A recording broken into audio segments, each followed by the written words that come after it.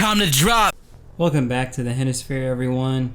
It is now day 6 of the Fiesta Texas coaster ranking week, and today's coaster is one of the biggest ones at the park. We are now into the top 3 coasters at Fiesta Texas. All of these are top tier.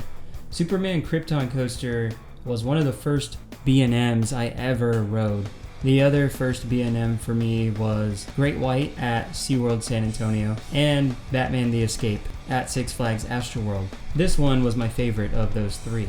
This was built in 2000, just 1 year after Poltergeist, and then it would be 7 years after that until they got another coaster. But this one was a floorless model. I love floorless coasters. I always messed around with them in Roller Coaster Tycoon 2 when I was a lot younger. This one is 4,025 feet long, and it is 168 feet tall, and it goes 70 miles an hour with 6 inversions. Ride time from the drop off the lift hill to the brake run at the end is only 1 minute and 5 seconds, but that's kind of average, to be expected. One thing that's awesome about this ride is, to this day, it is still the tallest and fastest floorless roller coaster on Earth. It is not the longest, but packs a mean punch, especially on that first loop. You start off with a pretty long lift hill, and then once you get to the top, you can see the mall that's right there, the shops at La Cantera.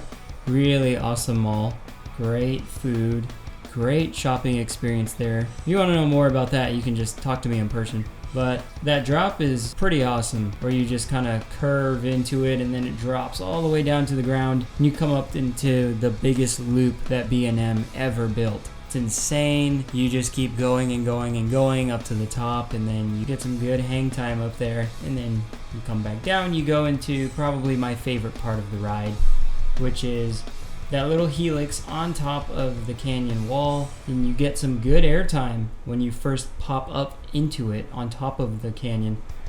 You come back down right into a 0G roll, and then after that there is a little bit of trim brake that slows you down just a tad bit going into the Cobra roll.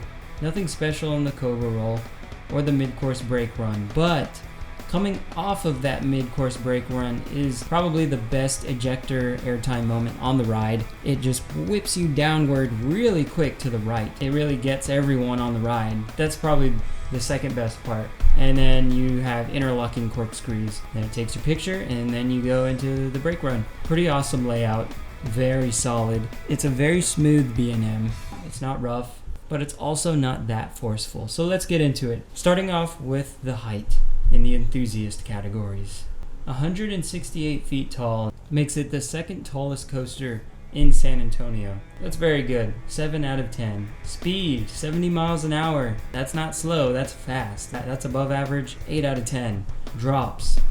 The drops on this are not the best. You really don't get airtime going down those drops because it's such a gradual turn into that first drop. You get a better drop coming out of that first loop. So because it's not crazy steep and you don't get airtime, even if you're in the back, 7 out of 10 here.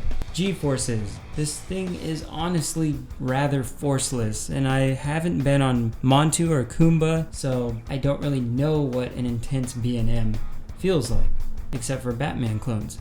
So 6 out of 10 here. Wow factor. Yes, this thing definitely makes you say wow. It's something that everyone would look at as a cornerstone of whatever theme park this thing was built in. And that's no exception here. You see it, it's huge, it's sprawling, it goes upside down a lot, and it has floorless trains, which are more fun than standard B&M sit-down trains. So 8 out of 10. Add all of those numbers up and you get 36 out of 50 for the enthusiast categories. That is the best that I have ever ranked so far. Moving on to the general public categories. Theming. There's a Superman figure on top of the loop, and then there are Superman markings on the outside of the building. And the track is colored to Superman, but I honestly can't give it any points for theming because there's really nothing. There's really nothing about the trains that says Superman. It's just a color scheme. I don't really consider that theming or something that adds to the score of theming or makes you say, hey, that coaster is well themed. No. So I'm only giving it 3 out of 10. Restraints. These are standard B&M restraints.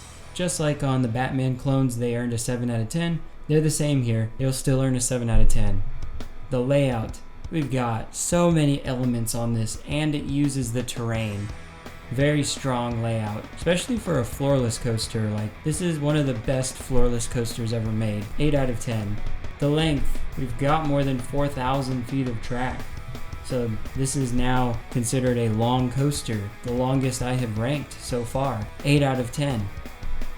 Smoothness. B&Ms are always known for being smooth, except for maybe the inverts, where you can sometimes have some head banging that goes on. With this ride, you have the exact same restraints, so yes, that's a possibility, but I don't notice any of it. So 8 out of 10, that's very strong. Adding up those 5 category scores, we get a 34 out of 50 for the general public categories. Adding that to the 36 from the enthusiast categories, and we have a new king atop of the Hennisphere Scale. I'm giving this a 70 out of 100. That's the highest score ever received by a coaster. I believe this coaster is very deserving of that score, but only time will tell if it will continue to have the highest rank out of any coaster. Check back tomorrow to see what Woman Golden Lasso scores. I know a lot of you can't wait for that. That is a coaster that has been closed so many times since it opened, but I've gotten 5 or 6, I can't remember, rides on it, and I will be bringing you that ranking